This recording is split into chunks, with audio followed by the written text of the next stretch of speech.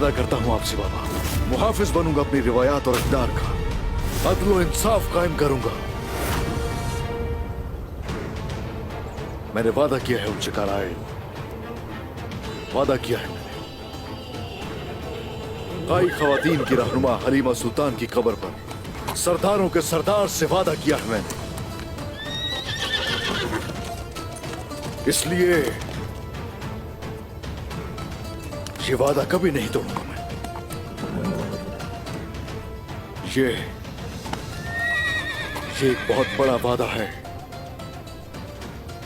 एक असीम जिम्मेदारी है।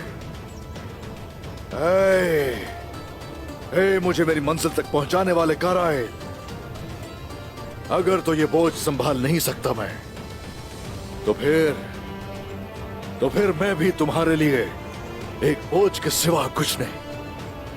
काराइल, अगर तो मैं अपना वादा पूरा नहीं कर सका तो मुझे अपने ऊपर सवार मत होने देना, मेरा दोस्त मत बनना, बल्कि अपने नालों तले मुझे रौंद कर रख देना।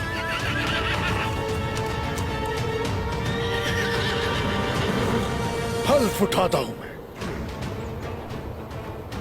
कसम खाता हूं, पूरा जहान ये सुन ले,